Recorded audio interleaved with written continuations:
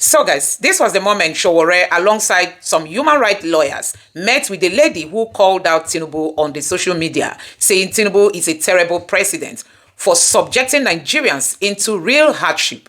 So we know that NYSC has summoned this lady, and some lawyers have decided to take this up free of charge. So this was the time Sowore and some human rights lawyers met with the lady, and finally they went to the NYSC office. I'm going to allow you to take a look at how it all went. Take a look for yourself.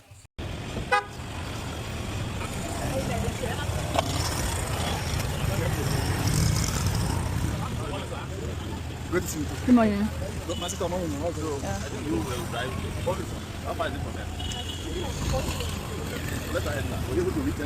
Yes, I sent you this.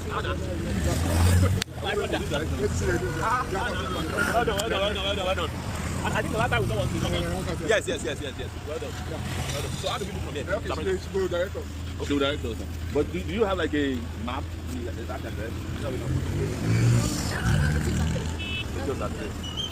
Do you know how you can navigate your way from here? I think she can lead us. Okay, but we should still just have a general idea. AGI, it was actually.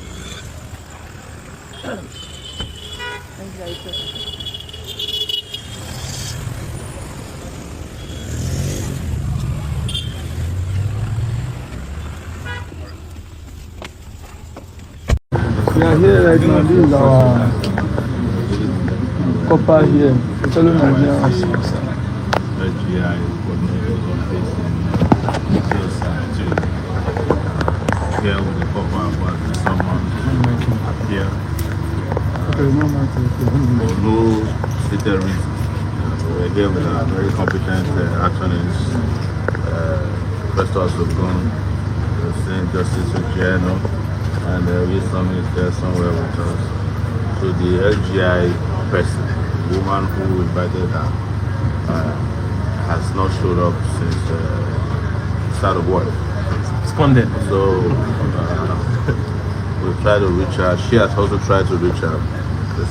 I wasn't trying to reach her. The lawyers have tried to reach her. We can't find her.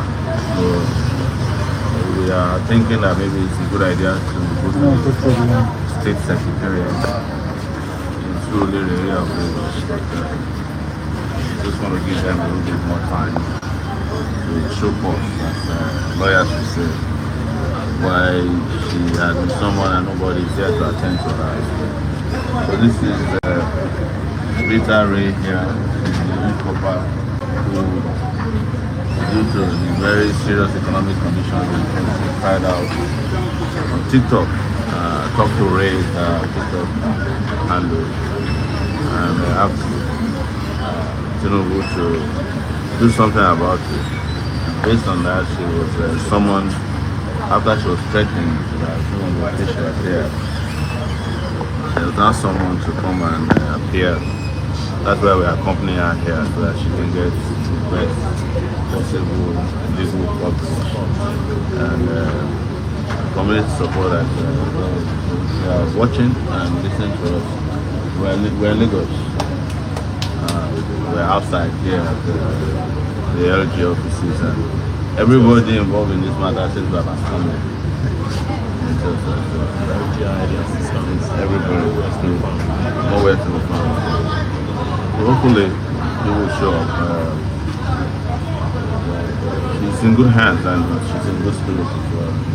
We're very proud of her for doing this. I don't know if one or two things to say. We are principally here to dismantle the shackle of oppression and bullying that is typical of the Nigerian state and its institution. Like we've told her that there is no cause to worry. This that is happening is not unprecedented. It has happened before, and we've been able to courageously confront the system of oppression, and we've been able to defeat them without bowing on the altar of Baal. We are here today. The LGI cannot be found. The assistant cannot be found. They've all absconded. Maybe because they know what is about.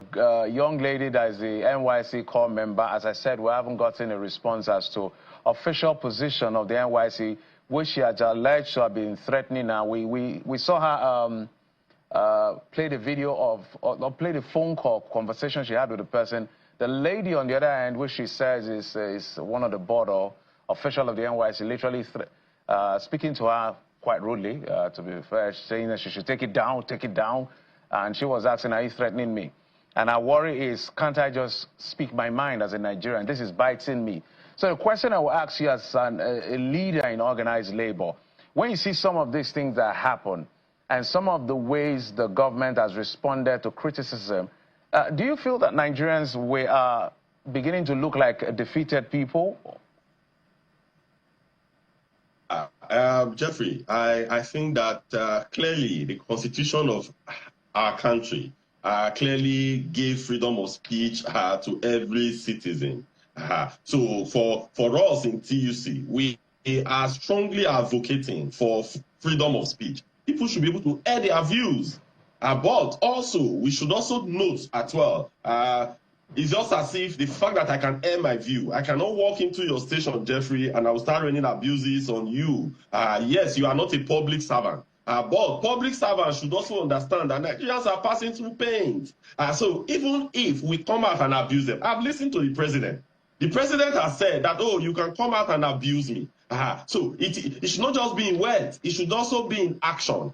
So as citizens, when people are frustrated, when someone cannot eat, when you are doing 010 or at times even 000 in terms of meal, you will become frustrated, you will become agitated. So you could come out, but maybe the only place you could have your evening meal, it's going to Facebook to post some things there. I mean, hypothetically, that could be your meal for that evening. So they should also understand, they have to develop this resilience to understand that people are frustrated, people are hungry, people are tired. So if they decide to vent, I strongly believe that the government should see this as, should not personalize it and come after such individual. Imagine a young lady carrying out her NYSC function. What does she really have to do to bring down government? So it is about personal frustration that she has aired. So I think that the government should be, they have to persevere much more. They have to be much more tolerant. And they have to have this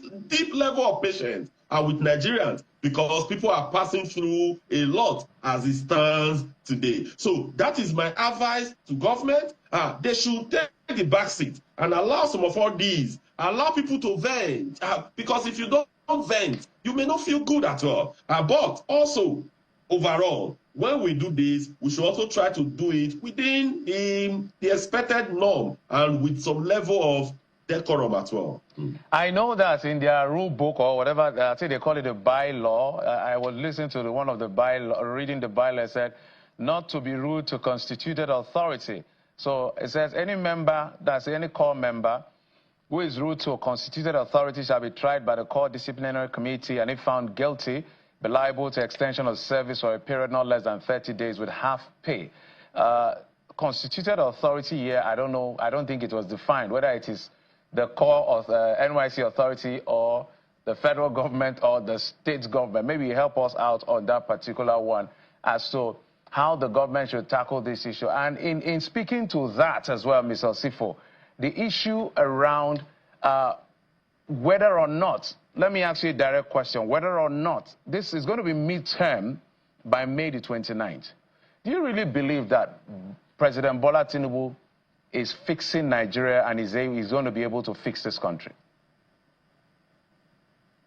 Yes. So in terms of the NYSC lady and the rule in the book, I believe that if we have not read that book for a while, I've left NYSC for I'm sure donkey years ago for a very long time now. But if you check, there may be something about remuneration. I've learned that even the NYSC, as of today, they have not paid them the improved remuneration.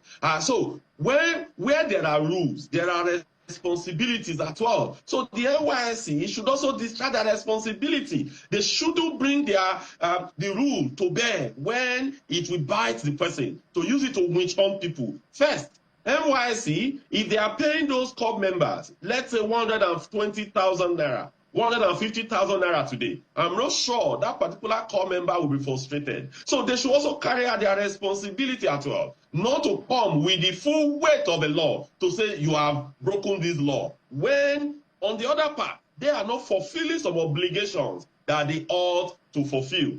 Then in terms of the performance, I think severally when I've met you on this platform, you've actually asked me this. Yeah, for me and for us in Trade Union Congress of Nigeria as of today, there are some things that are quite positive that has happened. There are things, things about the student loan, things about the credit scheme, but this should be deepened further because we have done some investigation on that. It is not as deep as it should be, but it's a work in progress. It has started. So there are some positives, but there are a lot of other negatives. What Nigerians see today, is I'm going to bed. Do I have food to eat? Can I afford energy? Can I pay for clothing? Can I pay for housing? So the cost of all these has skyrocketed, and it is affecting Nigerians. So if you put this on a balance of scale, there is nobody that is in his own right senses. After the first 2 years, we rate this government high. Probably the last 2 years might be different, but the first 2 years, there are a lot of gaps that need to be fixed and needs to be addressed. So in your view, because let's talk about I'm still going to go back and put that responsibility on organized labor. I know I've engaged you on this particular issue, and you say we're not giving you, by you and I mean organized labor, the much credit that you deserve when it comes to what you've done. You pointed out your role as trade union or Nigerian Labour Congress and organized labor to bring about the refineries in Warri and Port Harcourt. But Nigerians still feel that the organized labor is really not doing enough to stand up for the people.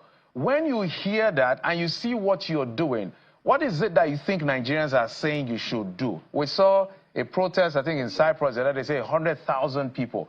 Perhaps people are expecting you to organize massive protests. What exactly do you think Nigerians are asking for? That they are feeling that organized labor has lost its touch and is now maybe complicit with the government? Jeffrey. Go ahead, please, Mr. Osifo. So the president, by the grace of God, I'm also the president of Pengasan.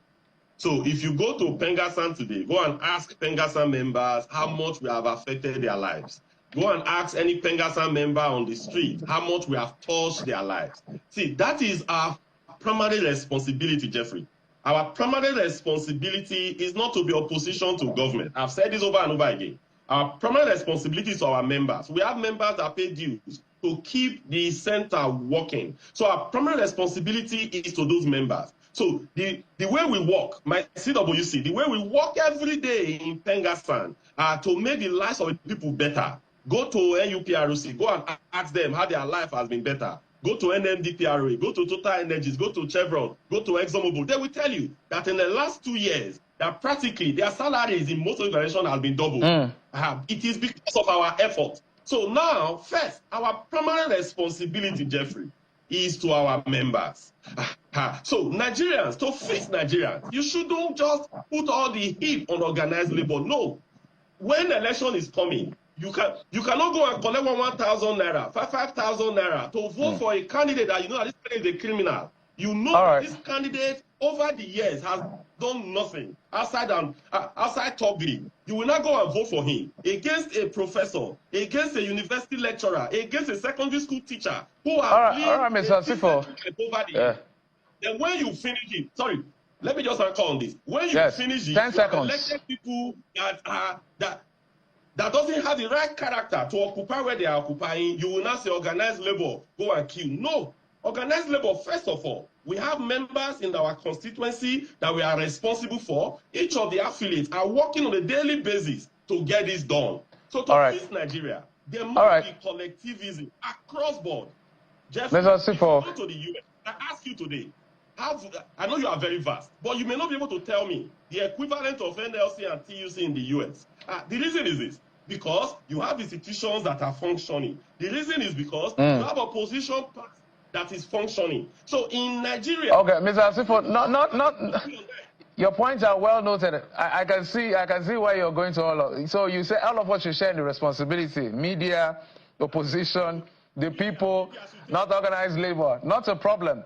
But you should be at the vanguard. You should be at the vanguard of fighting the cause for the common man, because your workers will be. So guys, you can see that it's not possible for them to shut down Nigerians. Honestly, it's not possible. Nigerians are out for them, and it's sure they've lost the battle because the hunger is real. Even those who are summoning this lady, they can feel it. They know how much they buy a bag of rice. They know how much they buy a bag of beans. They know how much pepper costs in the market. They know how much gari today cost and how much it was like the last 1-2 years. You know, they know that Nigerians are suffering, and it has got to the point that people can no longer keep quiet. The frustration is much. No lights. You can't afford data. You cannot transport yourself from one point to the other. Businesses are shutting down. 7.2 million businesses shut down under Tinubu's government, and they don't want Nigerians to speak up. Are we going to keep living in this fear? Are we going to continue being intimidated? Are we going to keep quiet, continue keeping quiet for no reason? And that is why this lady is getting this huge support from Nigerians. They are saying no way would they allow Tinubu to let this lady down. You know, Nigerians are out. Human rights lawyers are opting to come into the matter. I tell you, Tinubu has no space to win this battle. Let me know what you think about this in the comment section below. Please don't forget to subscribe to the channel, turn on the notification bell. Please give this video a like so that YouTube can recommend it to others, and drop your thoughts in the comment section below. Thank you.